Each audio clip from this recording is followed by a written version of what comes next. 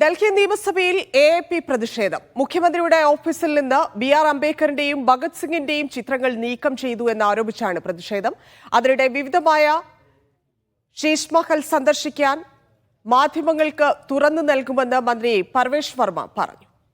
വലിയ വിവാദങ്ങൾ ഉയർന്നിരുന്നു. കാരണം കോടിക്കണക്കിന് രൂപ ചെലവഴിച്ചാണ് കെജ്രിവാൾ ഈ വസതി നിർമ്മിച്ചതെന്നായിരുന്നു BJPയുടെ പ്രധാനപ്പെട്ട ഒരു ആരോപണം. ഇക്കഴിഞ്ഞ ഡൽഹി നിയമസഭാ തെരഞ്ഞെടുപ്പിൽ BJPയുടെ പ്രധാനപ്പെട്ട ഒരു പ്രചാരണ ആയുധവും ഈ ശീഷ് മഹൽ ആയിരുന്നു. അതുകൊണ്ട് ഈ ശീഷ് മഹൽ മാധ്യമങ്ങൾക്ക് തുറന്ന് അവരെ കാണിക്കാനായിട്ട് ഒരുങ്ങുന്നു എന്നാണ് ഇപ്പോൾ പർവേഷ് വർമ്മ അറിയിച്ചിരിക്കുന്നത്. കാരണം വലിയ രീതിയിലുള്ള അഴിമതി ഇതിന്റെ നിർമ്മാണവുമായി ബന്ധപ്പെട്ട് നടന്നിട്ടുണ്ട്. വലിയ അത്യാധുനിക സംവിധാനങ്ങൾ ഇവിടെ ഒരുക്കിയിട്ടുണ്ട്. അതുകൊണ്ട് ഇതിനകത്ത് എന്താണ് ഉള്ളത് എന്നുള്ളത് മാധ്യമങ്ങൾ കാണണമെന്ന് പറഞ്ഞുകൊണ്ടാണ് അല്പസമയത്തിനകം തന്നെ ഇത് മാധ്യമങ്ങൾക്ക് തുറന്നു നൽകുമെന്ന് ഇപ്പോൾ ഡൽഹി മന്ത്രി പർവേഷ് വർമ്മ ഇപ്പോൾ അറിയിച്ചിരിക്കുന്നത്. മാധ്യമങ്ങൾ ഉൾപ്പെടെ ഇവിടെ എത്തിയിട്ടുണ്ട്. അതോടൊപ്പം തന്നെ പോലീസിനെയും ഇവിടെ വിന്യസിച്ചിട്ടുണ്ട്. ഉടൻ തന്നെ ഇത് തുറന്നു നൽകുമെന്നാണ് നമ്മൾ പ്രതീക്ഷിക്കുന്നത്. ഇതിനകത്ത് മാധ്യമങ്ങളെ കയറ്റി ഇതിനകത്ത് എന്താണ് എന്ന് ജനങ്ങളെ കാണിക്കുകയാണ് തങ്ങളുടെ ലക്ഷ്യമെന്നാണ് പർവേഷ് വർമ്മ ഇപ്പോൾ അറിയിച്ചിരിക്കുന്നത്. ഇനിയിപ്പോൾ തുറന്നു നൽകുമോ ഇല്ലയോ എന്നാണ് അറിയേണ്ടത്. മാധ്യമങ്ങളെല്ലാം പർവേഷ് വർമ്മയുടെ പ്രസ്താവനയ്ക്ക് പിന്നാലെ ഈ വസതിക്ക് മുന്നിൽ എത്തിയിട്ടുണ്ട്. ഇവിടെ ഡൽഹി പോലീസിന്റെ വലിയ